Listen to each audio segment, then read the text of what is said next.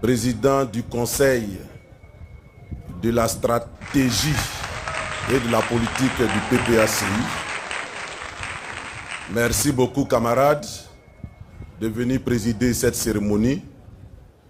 Mais surtout, merci pour ton activisme positif au sein de notre parti qui lui donne une vitalité particulière en ces moments cruciaux de recul des libertés. Camarade Sébastien Danon-Guégué, président exécutif du Parti des peuples africains Côte d'Ivoire, je voudrais saluer ta présence remarquable parce que c'est certes le lancement de la fête de la Renaissance, mais c'est toi le principal artisan de ce grand rassemblement. Et je voudrais te saluer pour ton leadership, parce que c'est à toi que Gbagbo a confié la gestion quotidienne du parti, et le parti se porte bien.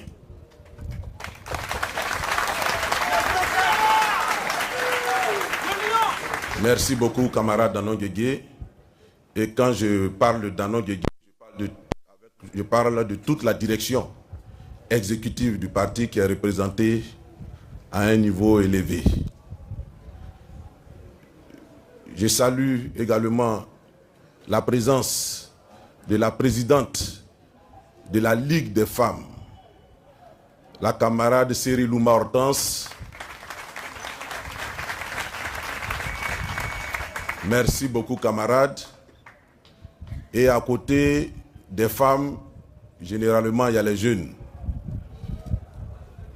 Et je vois à côté de Cérilouma Hortense, le président de la Ligue des jeunes du PPACI, le camarade Prince Dali.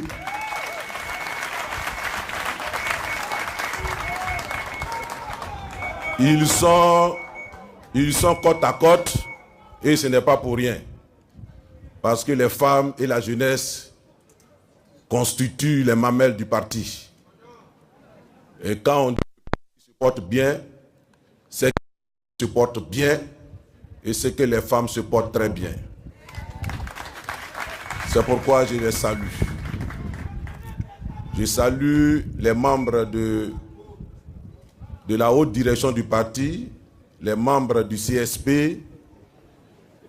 Et puis, sur ma droite, je salue les fédéraux. Les fédéraux qui sont venus nombreux. Les fédéraux qui sont nos commandants de bataillon. C'est eux qui commandent nos troupes. Et je voudrais les saluer particulièrement parce qu'ils tiennent bien la troupe. On n'a pas eu assez de temps pour préparer cette cérémonie, mais c'est parce qu'on comptait sur le leadership gagnant de ces commandants de bataillon.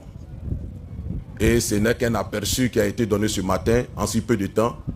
Je voudrais qu'on salue tous ensemble l'action des fédéraux.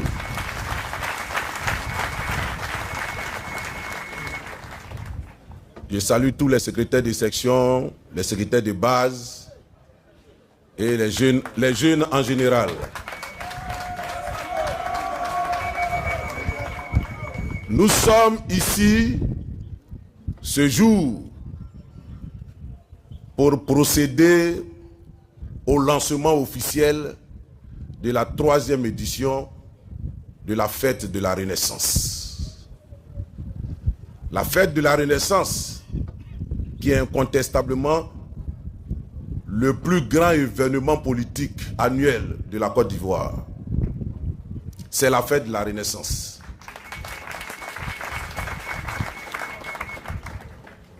Et comme son nom l'indique,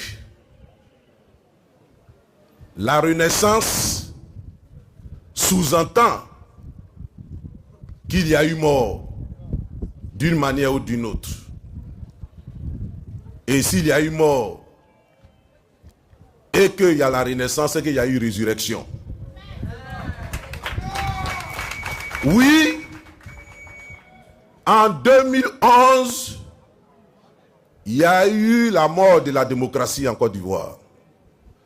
En 2011, avec l'arrestation du président Laurent Gbagbo, il y a eu un arrêt brutal de l'état de droit en Côte d'Ivoire. Tout le monde n'avait pas parié sur le retour de Gbagbo.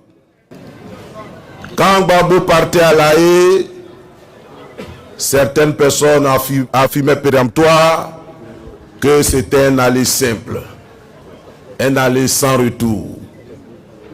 Or, ils étaient gentils. C'était des euphémismes pour ne pas nous choquer. Mais c'était une façon de nous dire que c'était un adieu à Laurent Gbagbo. Mais nous, hommes de combat, hommes de foi, nous croyions que Gbagbo, qui n'a rien fait, allait revenir ici grâce à un Dieu de justice qui existe.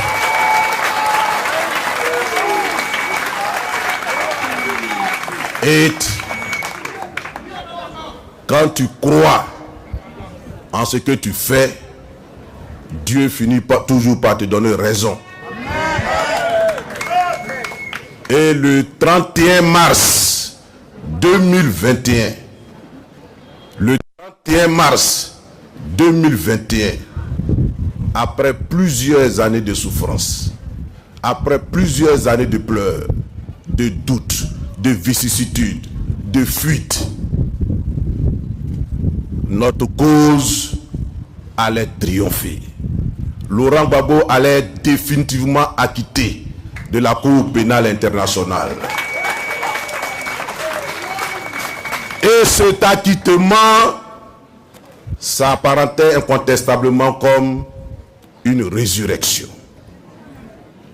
Et c'est pourquoi aujourd'hui, la Renaissance commémore, la Renaissance stigmatise, la Renaissance symbolise la résurrection de Laurent Gbagbo. La Renaissance symbolise le retour à la vie de Laurent Gbagbo. Mais quand Gbagbo revient à la vie, c'est la lutte pour les libertés qui revient à la vie. Quand Gbagbo revient à la vie, c'est la démocratie qui revient à la vie. Quand Gbagbo revient à la vie, c'est la Côte d'Ivoire qui revient à la vie. Et donc ce matin, chers amis, nous sommes là pour officiellement lancer la 3e édition de la fête de la Renaissance. Cette édition aura lieu pour cette année, les 4 et 5 avril 2025, dans la région des Grands Ponts, mais précisément à Dabou. À Dabou. À Dabou. Et le thème de cette année, c'est un thème prémonitoire. Parce que le PPACI est un parti de foi, de conviction. Et le thème de cette année, il s'intitule Laurent Gbagbo de La Haye à la présidence de la République en 2025.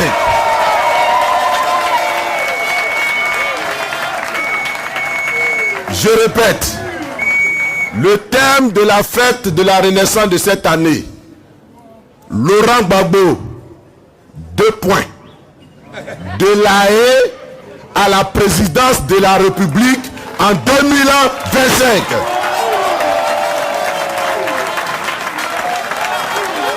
Voilà. Le grand retour de Gbagbo Laurent au palais. Le grand retour de Laurent Gbagbo au palais. Gbagbo aye, Gbagbo aye, Gbagbo aye, Gbagbo aye ka. Gbagbo aye, Gbagbo aye, Gbagbo aye, Gbagbo aye ka. Merci. Et Nous continuons. Comme il est de coutume, l'édition de cette année s'accompagne aussi de l'édition d'un pagne. Et le pagne de l'édition 2025 est prêt. Il est à la disposition des militants au prix unitaire de 5 000 francs. Mais quand vous payez 5 000 francs là, vous contribuez en même temps indirectement à l'organisation et à la réussite de la fête. Donc, il faut que chaque militant ait son pagne. Voici le pagne de cette année. Voilà. Il est très beau.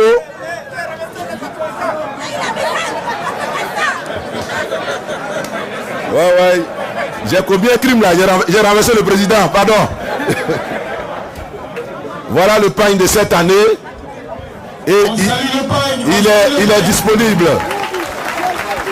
Il est disponible. Voilà. Voilà. Et donc, camarades, le chapitre que je vais aborder maintenant, c'est celui du contexte dans lequel se tient cette fête. Cette fête se tient dans un contexte de recul des libertés. Les libertés reculent en Côte d'Ivoire. Et chaque jour, les libertés perdent du terrain. Mais nous avons combattu pour ces libertés depuis 90. Laurent Gbagbo, c'est le père du multipartisme en Côte d'Ivoire. Oui. Et c'est parce qu'il y a eu Laurent Gbagbo pour lutter pour le multipartisme que le RDR est né, qui est devenu aujourd'hui RHDP. Donc le RDR, le RHDP, c'est le fruit de notre combat, mais c'est le fruit des libertés. C'est le fruit des libertés. Mais comment un parti qui a bénéficié des libertés peut être celui-là qui écrase aujourd'hui toutes les libertés? Qui écrase aujourd'hui toutes les libertés. Et chaque année, chaque seconde, les libertés reculent. Aujourd'hui, c'est même la société civile qui s'élève aujourd'hui. À cause d'une ordonnance qui a été prise. Et qui les confine et qui restreigne la liberté de parole. Nous voyons les organisations confessionnelles, les organisations religieuses se lever, se dresser contre le recul des libertés.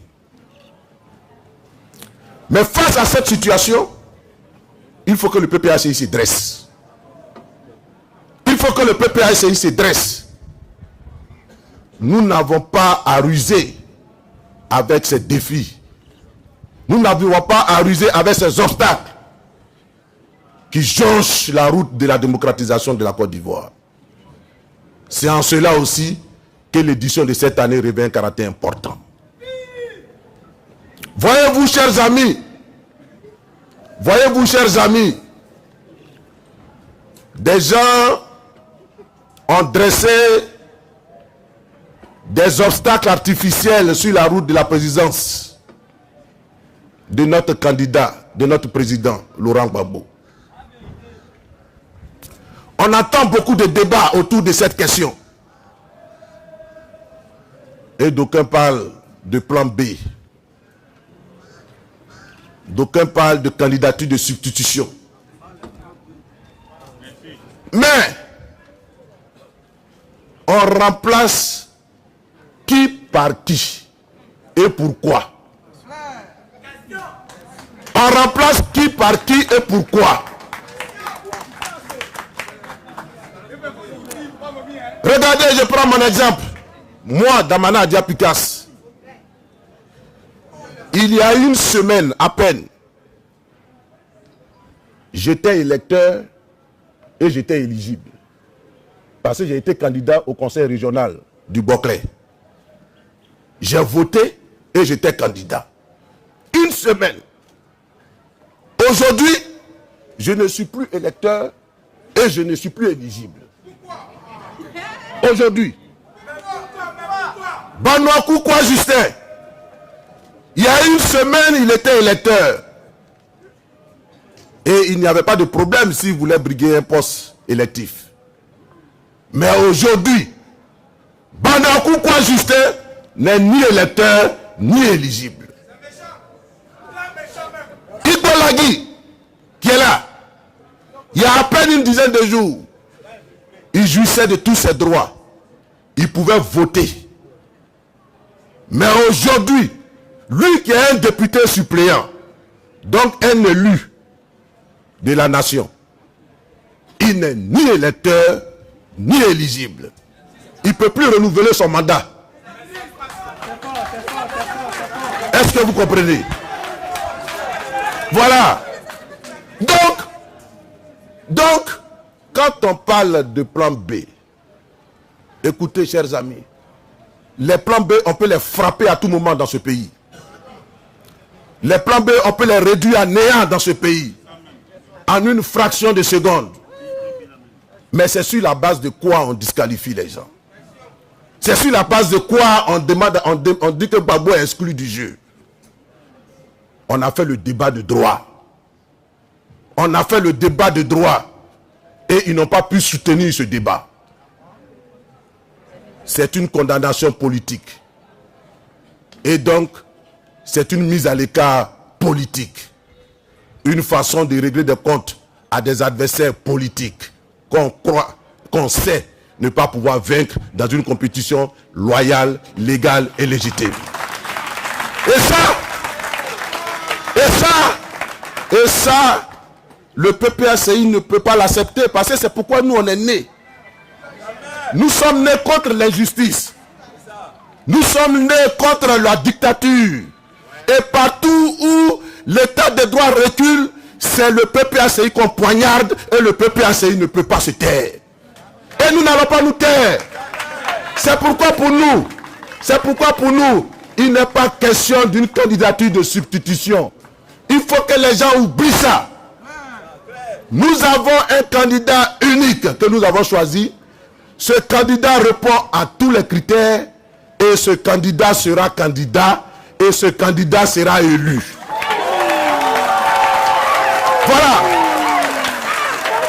Voilà. C'est pourquoi ce débat-là, nous ne le trouvons pas sain. Et nous considérons ce débat comme une fuite en avant. Comme une politique de l'autruche. Parce que nous savons l'obstacle qui est là, et puis on veut le contourner. Le contourner là, c'est ça, on parle de plan B. Non. Il n'y a pas de plan B. Il y a un obstacle là qu'on doit affronter. Et donc, sur cette question, nous appelons à la mobilisation générale. C'est pourquoi la fête de la Renaissance de cette année doit battre tous les records de mobilisation. Nous allons envoyer un message très clair à la communauté internationale. Je dis bien à la communauté internationale. Nous allons faire une démonstration de force que personne n'a encore vue dans ce pays. Nous allons faire. Je parle de communauté internationale parce que la crise ivoirienne est malheureusement ou heureusement une crise internationale. C'est une crise internationale. Elle a lieu en Côte d'Ivoire, mais c'est une crise internationale quand on voit les acteurs impliqués. C'est pourquoi nous allons nous adresser à la communauté internationale les 4 et 5 avril 2025 à Dabou.